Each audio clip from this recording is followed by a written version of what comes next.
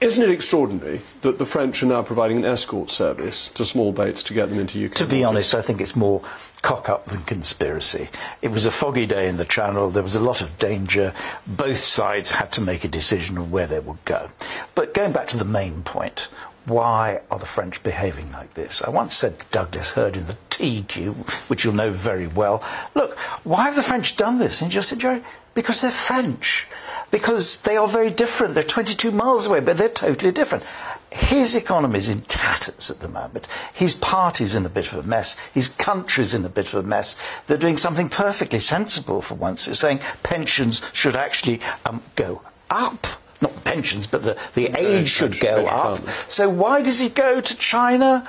Purely a stunt. Doesn't realise what he's doing. He did all this with Russia as well. Nothing more than that. Showmanship. But this morning in the Channel, I don't think this was particularly deliberate.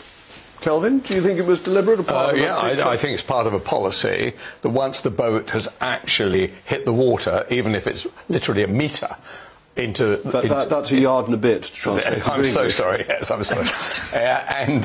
I think the decision then is they're on their way. And the idea, I mean, after it was a frigate that told the ferry to get out the way. And so, I mean, I admire the ferry for understanding who had the power in this matter. But it is ridiculous. So that was 90, that was Harold then. But when you talk about Macron, Macron is obviously flawed in some respects. He has now no power, therefore, because of the way that the voting went against him. And therefore, what he's doing is he's doing what all prime ministers or presidents do when they have no power at home. They seek to have alleged influence abroad. Right. So why don't we look at how he has acted in Ukraine? He spent hours and hours on the phone to Putin saying, I think there is a possibility of a deal. There is. And then he finds out he's being taken for a bloody fool, right? After all, he was speaking to him prior to the invasion and coming away and saying, look, you don't need to worry. There isn't going to be any invasion. The truth about the matter is I suspect he is vainglorious and he sees us as an easy home win because he says to himself, why should we be lumbered with all these migrants? Why don't we just hurry them on to another country who we don't like anyway? But there are basically two global powers, aren't there? There's the US and there's China. Mm-hmm. And it must be in our interest, and indeed French interest, to be on the side of the US and of freedom rather than on the side of communist China. Well, of course we are. And that's why we support Taiwan. But Macron isn't. Well, Macron is Macron. He's French. They have a different way of looking at things. But doesn't this matter? Isn't this a real opportunity for China if it can divide the West in this way? Because Macron, he may be an irritant to us, he may send the small boats in our direction, but actually in the EU councils, the French still carry a good deal of clout. Well, of course they do. And look what's happening in various parts of Africa, French influences. Fact of the matter is, Macron is a desperate, desperate man. He's not thinking EU, because the EU should be involved in this. We should be all on the same side of democracy, of the rule of law, which China totally, totally ignores. He's been a damn fool. And Taiwan is the most remarkable country. I've been lucky enough to go there in my business career.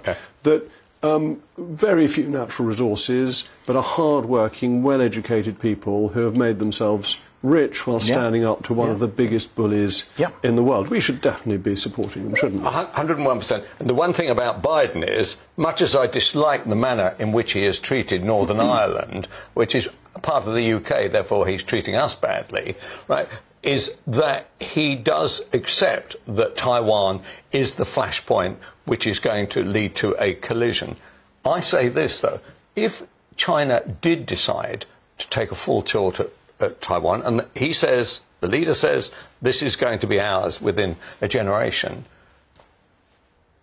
In Hong Kong, we have taken 330,000 migrants coming here. Good. They're all capitalists. They all believe in free speech. They all believe in things. Taiwan should all come here. It would we should give them Wales. We should give them Wales. And we should give them Wales. And if there's and we should let them go to Northern Ireland. They would transform these economies. We should get used to the idea that that for whatever reason the Chinese cleverness, commercial cleverness, is something which belongs to Asia, and we need to get back in our country. We're going broke without their thought process. I just want to know, and perhaps you can tell us, and perhaps you shouldn't tell us, perhaps you don't know, but you're closer to government than Kelvin and I are at the moment. Well, at the moment, I mean, he was in the cabinet, which means absolutely nothing nowadays. But it doesn't really matter. What would we do? What would the West do if there was a successful invasion of Taiwan? What would we do?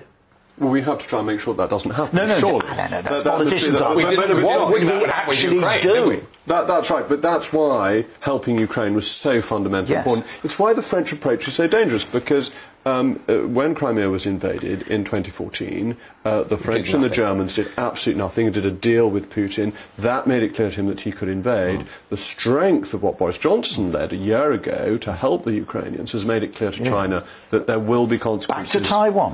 What would we do? That's why Ukraine's been so important, because of the message. Do you think the Chinese understand that message? Oh, definitely. That's why they're on manoeuvres at the moment. Absolutely, definitely, and why they backed down over closing airspace over Taiwan or Taiwan territory, which they closed, and then they said, oh, well, we're only closing it for 27 minutes later on in the day. So they do realise the risks of doing anything in Taiwan. Tomorrow morning, Taiwan is invaded.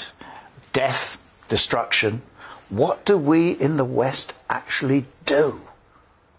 Well, actually, it's deterrence that saves the day.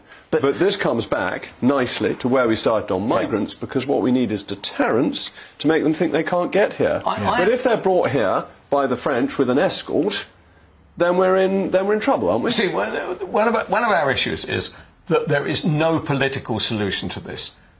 France aren't interested. It helps them to get rid of them, and it causes us aggravation. Fantastic. Win-win for them. Right? We don't seem capable of doing anything politically against the French. We don't seem to have any leverage. I go back to my original idea, and the one that causes always a row about it. Why don't we take some of those 50 SAS guys who are currently helping in Ukraine, and why don't we stick them in Belgium and the French coast and simply knock off the smugglers? Well, because we'd immediately get into trouble with the European Court of Human Rights in a way that would be quite serious, and the European Court of Human Rights is already meaning that we've got to take all these migrants anyway. So, actually, even with your solution, we've got to sort out the European Court first. That's not exactly what the European Court of Human Rights, as well they haven't said that as well. And you would disagree with us taking people out in Belgium. That's certainly true. Yes, but remember what's the death on the rock? Yes. But I want Kelvin to come back on this, because it's his policy, and I don't think it can work. Yeah, no, but my issue about it is that we are prepared to, I presume there is something really shocking happening to Russians thanks to the SAS, right? Very secretly. Now it's been denied by the Ministry of Defence. We know it's true. Okay? So, and by the way, I don't blame them for denying it. Right? So why don't we simply say we accept that is the situation? Why don't we go into Belgium and France and do it? Well, because we could do it, because there's sovereign nations for a start. It has to be said, Kelvin, going into Belgium has sometimes caused considerable problems. I refer back to 1914.